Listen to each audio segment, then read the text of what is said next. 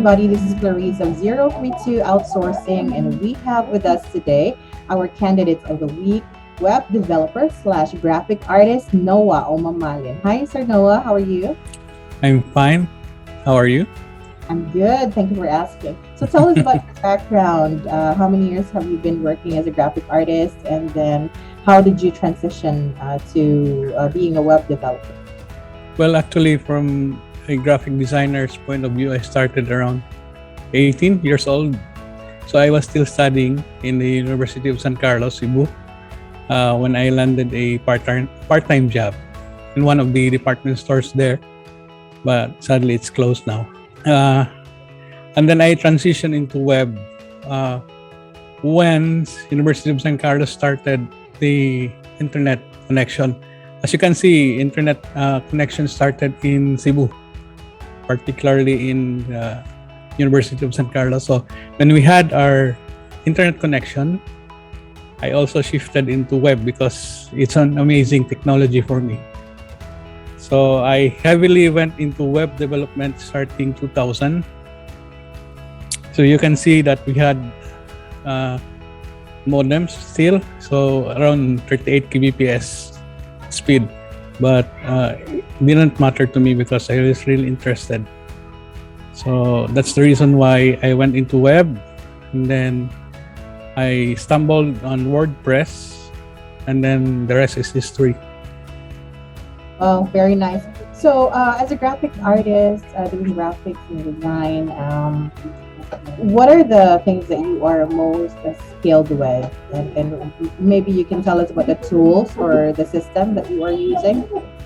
All right, as to software, I've been using Adobe softwares. So in particular, Photoshop for photo editing, and then Illustrator for most of the layout, especially if we go into logo design, and then layouting few pages like brochures, trifold or bifold brochures, and then some layout for newspapers, flyers, etc. Packaging. But of all these types of work, I find it challenging and entertaining to work on logo design and package design. Those two are, to me, one of the those two are most challenging for me, but at the same time it's done rewarding because it's kind of hard, but if you get across it, you get that feeling of accomplishment. Satisfaction, right? Awesome. So, Sir Noah, I would like to know the tools that you use in editing. Are you familiar with maybe Adobe products in design? Yes, actually, it was the old, uh, PageMaker. Okay, so before InDesign came in, PageMaker was the in thing for book designs and layouting. So yes, I'm familiar with InDesign.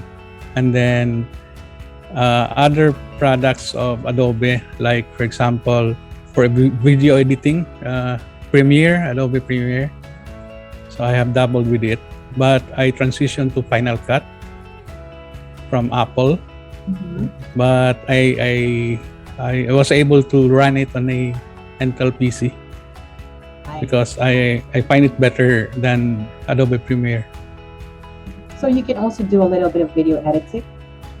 Yes, because when I started working when I was still a student, we were into video editing using VHS, so that's kind of old.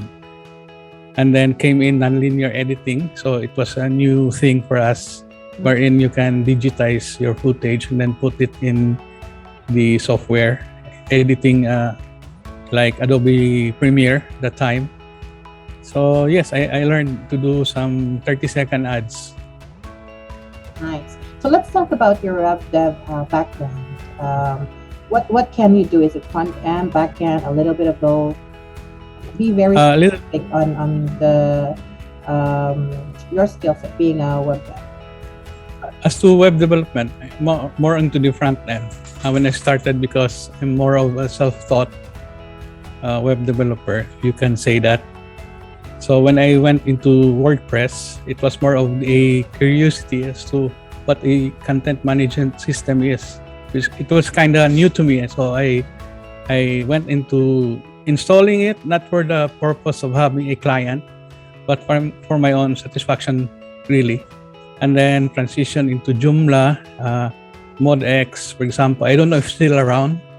And then like Moodle, uh, and then the new ones today like Magento. So my approach was more on the front end because I learned HTML and CSS, so I was able to do customization of themes. Okay, on the back end, it's not much on the programming side, but I do understand how it works. So I kind of like, for example, I use a lot Stack Exchange, you know, the go-to for programmers when they are stumped on things in programming language, etc. So I use that as something like an encyclopedia to find ways to solve things. So I'm really not well versed as to coding from scratch, but I do understand what needs to be done. So I'm in the middle and the front. A little bit of both then. Yes, Okay. yes. Very well. If the company were to hire you, Noah, we would like to know what type of employee you are and how are you as a teammate? Okay, here's the thing for me. My core values really are number one, I'm into quality. So quality for me is uh, you cannot substitute it for something else. So I don't want mediocrity in my work. So I always aim for what's the best I can do. Okay. Second for me is commitment. So if I commit on things like deadlines, that's really important for me because part of this is your honor and your self-worth. So if I fail on deadlines, it's kind of like a depressing thing for me because you let someone else down. Ever since when I was student, even if I go out uh, with my barkada, with my friends, staying late, but still I managed to send in my class projects on time, in spite of the pressing hours. So that's why I carried that with my work. Commitment to work, commitment to deadline, quality, and then being truthful. It's important for me to be truthful to the client, to say things that this can't be done on this. I can't do this. It's beyond my expertise. I can't be an all thing. I tried that before, but I failed miserably. Stuff like We that. understand. Yeah. You cannot be a know-it-all, but I mean, it's already amazing that you can do graphics and design at the same time. You can always the clients can always use you if ever they would be needing somebody who would help them with their websites. Thank you Yes. so Yes. much, Noah, for gracing our interview today. And there you have it, guys. If you want to know more about our graphics and design superstar slash web developer, Noah Omamalin, reach out to us at 032 Outsourcing. Thanks, Noah.